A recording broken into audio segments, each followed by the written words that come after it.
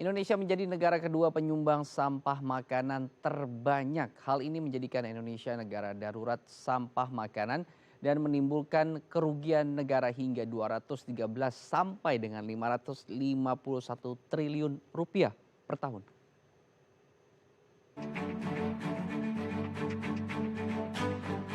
Indonesia tercatat sebagai penyumbang sampah terbesar kedua di dunia.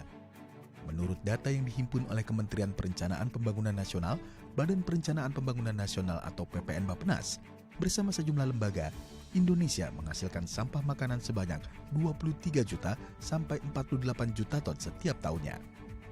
Jumlah sampah makanan atau food loss and waste ini setara dengan 115 sampai 184 kg per kapita per tahun, serta menyebabkan kerugian ekonomi negara mencapai 213 sampai 551 triliun rupiah per tahun, atau setara dengan 4-5% produk bruto domestik Indonesia.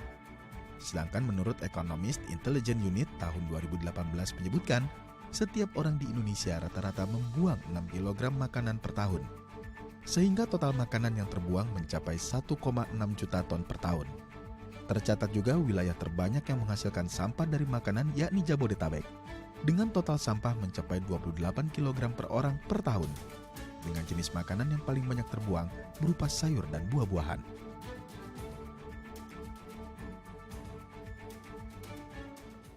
Ya, apa yang bisa kita lakukan saya ataupun Anda untuk kita sama-sama mengurangi sampah makanan ini, loss ataupun waste, yang saat ini Indonesia menjadi urutan nomor 2. Di sisi lain juga angka kemiskinan juga tumbuh dan banyak orang kemudian membutuhkan makanan tadi. Untuk membahasnya sudah hadir bersama saya Ibu Rita Ningsih selaku Subkoordinator Urusan Pengelolaan Sampah DLHK DKI Jakarta. Saya akan sapa. Assalamualaikum Ibu. Waalaikumsalam warahmatullahi wabarakatuh. Selamat siang Mas Imam. Selamat siang Ibu. Kalau kita lihat di Indonesia kita urutan kedua Bu. Kalau Jakarta kita sumbangannya berapa besar sih Bu untuk sampah secara nasional, terutama untuk loss dan waste dari foodnya itu tadi? Kalau Jakarta sumbangannya kalau saat ini, kalau yang melihat dari timbulan sampah di DKI Jakarta itu sekitar 8.000 ton per hari. Ya. Sementara secara kajian itu sekitar 50% dari adalah sampah makanan.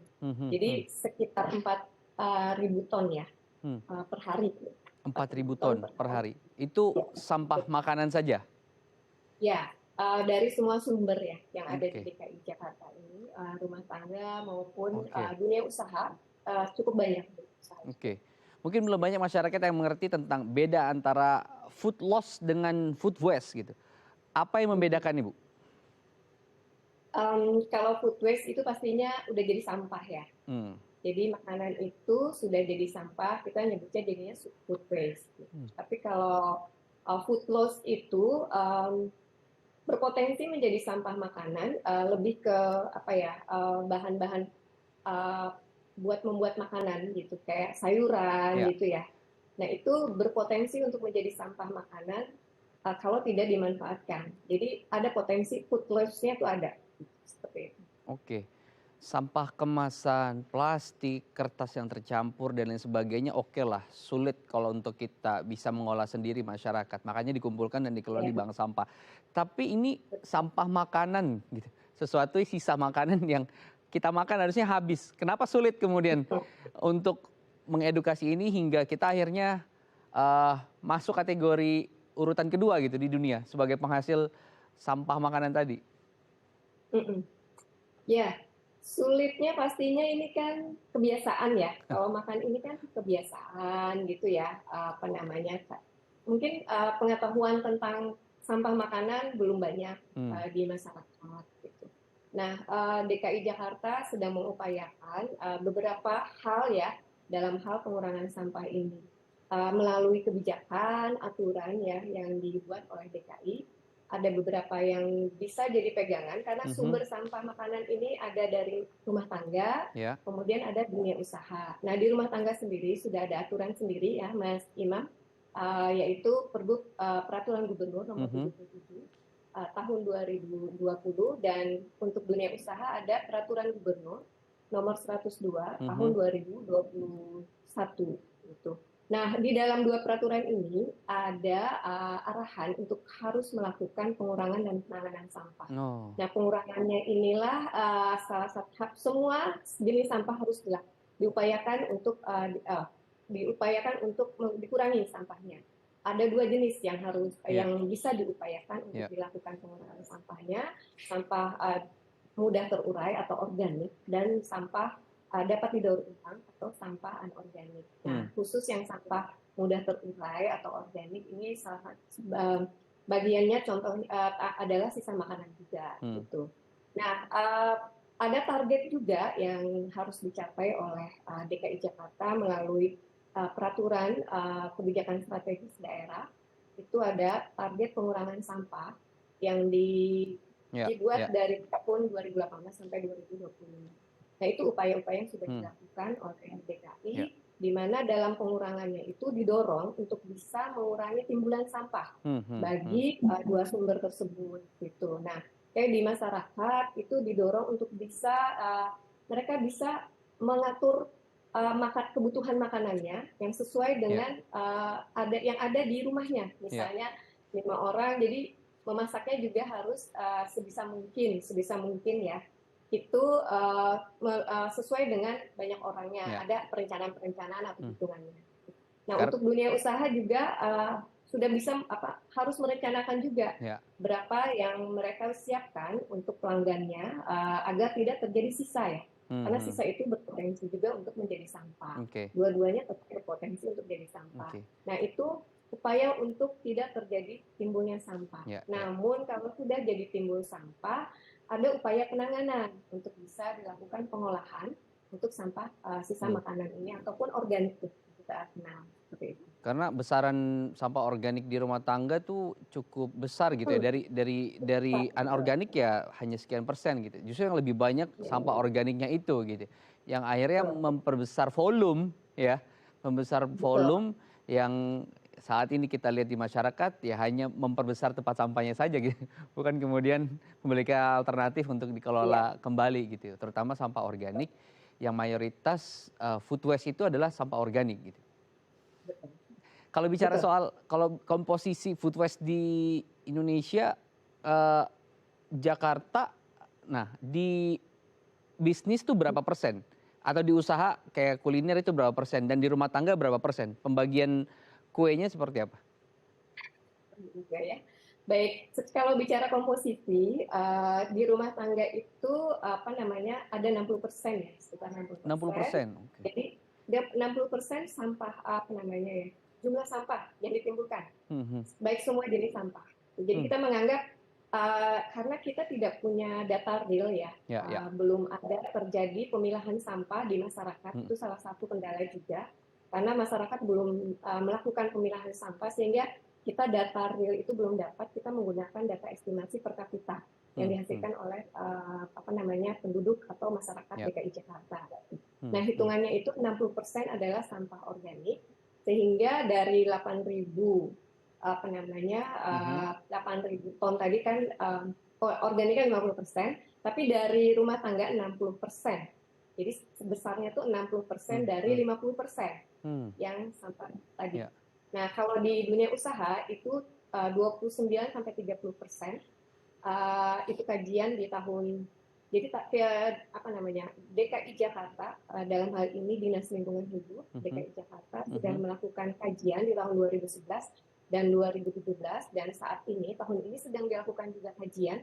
Kami belum bisa melihat ya, ya, hasilnya karena belum keluar ya, tapi pada di dua kali kajian itu tidak terlalu jauh mhm, perbedaannya. oh, Nah, untuk tahun ini di kajian tahun ini kita belum dapat melihat sejauh mana ya perbedaan naik atau turunnya oh. sampah makanan itu. Gitu. Oke, sedih sekali Nah, ya kalau misalnya tidak ada perubahan. betul, Artinya edukasinya juga benar, selama ini hanya sia-sia jadinya gitu ya, baik dari media ataupun dari pemerintah yang secara door to door gitu ya, melalui kelurahan, RT, RW gitu.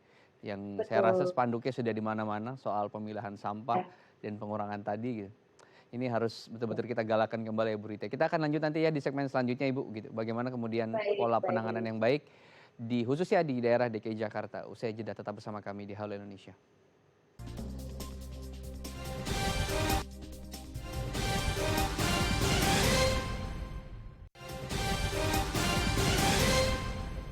Terima kasih Anda masih bersama kami di Halo Indonesia. Kita masih akan melanjutkan perbincangan kita dengan Ibu Rita selaku Subkoordinator Urusan Pengelolaan Sampah DLHK DKI Jakarta.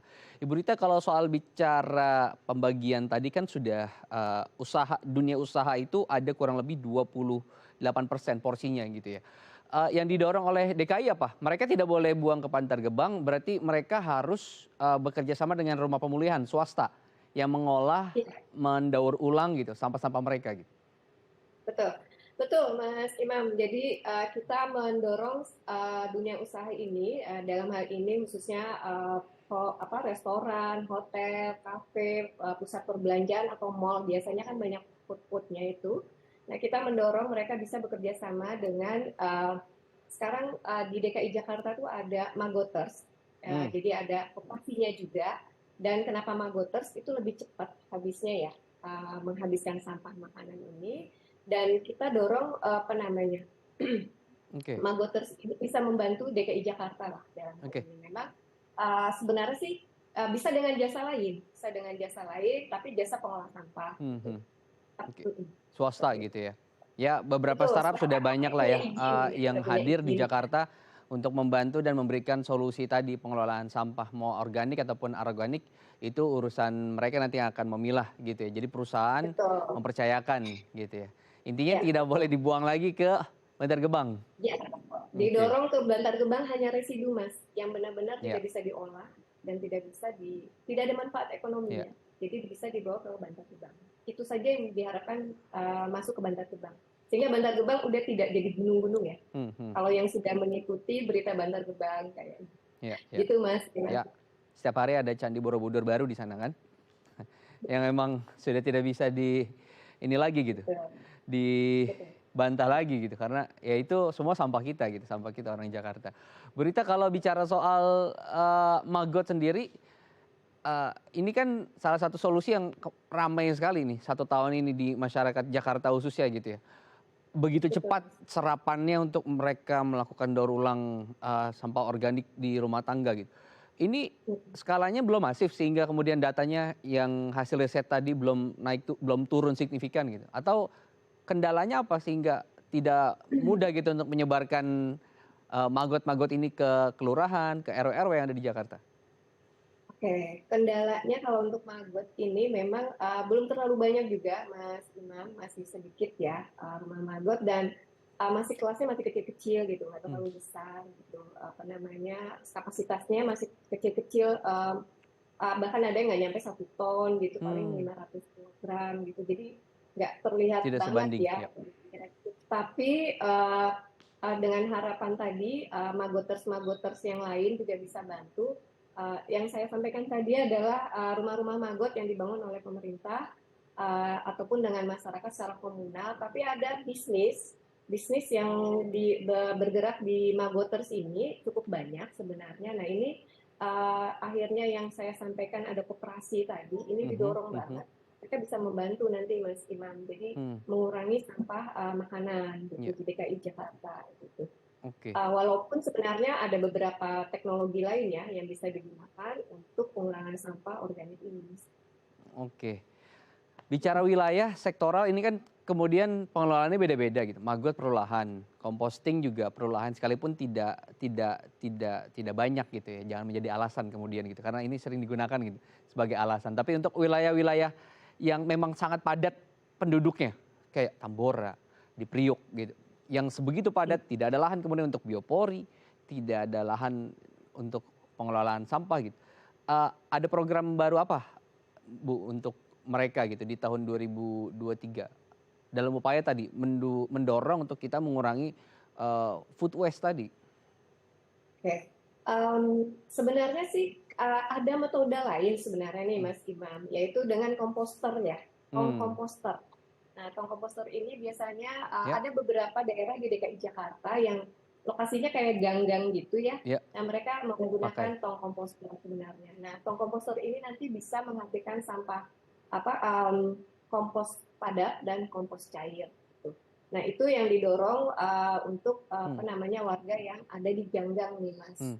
Nah selain itu DKI juga kan sedang berupaya memiliki TPS 3R yang lumayan banyak lah ya gitu. Saat ini kan masih sedikit ya TPS 3R-nya. Nanti warga yang tidak bisa mengolah bisa diolah di TPS 3R sebenarnya. Itu, sudah berapa titik Bu sekarang yang 3R ini? Karena berarti rumah pemulihannya di sana gitu ya? Ya, 3R ini sebenarnya kita baru 27. 27 itu juga yang aktif sekali itu nggak sampai 27 juga. Nah, ini DKI sedang berupaya mendorong meningkatkan pengembangan TPS 3R. Nah, targetnya sebenarnya DKI kalau di dalam peta jalan ya rencana induk itu akan membangun TPS 3R itu 88 titik Mas Imam seperti itu. Jadi tapi ini kita belum sampai 88 ya memang karena butuh biaya juga ya Mas Imam ya. Betul Bu, tidak sedikit kemudian, tidak sebanding dengan iuran yang dikeluarkan. Karena sejauh ini kan iuran yang didefinisikan oleh masyarakat adalah itu hanya iuran pengumpul dan pengangkut ya Bu. Betul. Bukan kemudian untuk mengelola gitu, karena mengelola sampah itu biayanya besar. Betul, betul. Anggaran yang dikeluarkan juga cukup besar ya Mas Imam untuk mengelola sampah ini. Sementara untuk perumahan itu tidak ada retribusi. Jadi retribusi dinolkan oleh pemerintah DKI gitu ya. Nah, mereka hanya melakukan yuran. Yuran ini agak sulit untuk mendorong mereka bisa melakukan pengurangan sampahnya gitu. Nah, kalau melalui retribusi sih sebenarnya analisisnya bisa membantu juga biaya pengelolaan sampah di DKI Jakarta. Oke, sudah banyak yang menghitung Bu untuk keluarga dengan 3 orang isinya 1 anak gitu ya. Itu seharusnya 100 sampai dengan 120.000 gitu. Idealnya seperti itu gitu ya. Bukan 10.000 gitu. Ini memang beda sekali untuk pengelolaan tadi. Tapi kemudian kita bicara karena mahal gitu ya pengelolaannya, berarti harus dari kita sadar dalam pengurangan food waste-nya tadi gitu. Edukasi tambahannya untuk mereka masyarakat DKI seperti apa? Karena ini bicara isi piringnya gitu ya. Yang keluar dari situ tidak dimakan ya itu akan menjadi limbah gitu, dan limbah itu dikumpulkan dan dibuang gitu. Semakin kecil limbahnya tadi gitu akan semakin sedikit juga cost yang harus dikeluarkan, baik itu dari APBD gitu ataupun dari mereka sendiri yang memang secara swasta mempercayakan untuk mengelola sampahnya. Iya, betul. Sebenarnya DKI sudah melakukan sosialisasi terus nih Mas Imam terkait dengan adanya 2 peraturan gubernur tadi ya, peraturan nomor 77 tahun 2020 dan peraturan 102 tahun 2021 dengan masing-masing sumber sampah di rumah tangga dan di dunia usaha. Nah, di dalam peraturan tersebut ada amanat untuk harus melakukan pengurangan sampah, kemudian bisa dilakukan dengan prinsip 3R. Nah, pastinya prinsip-prinsip 3R ini misalnya untuk pembatasan itu rumah tangga bisa mengatur kebutuhan makanan yang dimasak sesuai dengan jumlah orang yang ada di rumah gitu. Kemudian juga kalau pesan makanan sesuai dengan kemampuan makannya, contohnya ya seperti itu. Nah, kalau makan di restoran atau di rumah makan, habiskan makanannya. Jadi jangan ada sisa. Kemudian juga restoran juga kalau mau menyediakan penyediaan untuk pelanggannya harus direncanakan kira-kira berapa yang harus bisa habis nih. Minimal tidak terlalu banyak sisanya gitu, karena itu bisa berpotensi untuk jadi sampah kan seperti itu. Nah, jadi hal-hal itu yang bisa kita dorong ke masyarakat, dikampanyekan lah, baik di perusahaan-perusahaan ataupun di rumah tangga. Nah, itu yang sedang dilakukan pemerintah Provinsi DKI Jakarta saat ini. Oke, jadi bijak. Ya, agak sulit kemudian menimbulkan kebijaksanaan tadi, tapi kita bisa mulai dari diri kita sendiri, tidak serakah dan banyak sedekah gitu ya. Jadi itu jadi kuncinya kemudian untuk kita bisa melatih diri. Terima kasih Bu Rita sudah berbagi informasi siang hari ini. Semoga banyak masyarakat yang teredukasi dan kita bisa melihat penurunan data yang signifikan nanti di 2023 akhir. Terima kasih Bu. Assalamualaikum. Ya pemirsa, seorang petani kota asal Bekasi berhasil menyulap balkon atas rumahnya menjadi sebuah kebun sayur organik. Informasinya saya akan hadirkan usai jeda. Tetap bersama kami di Halo Indonesia.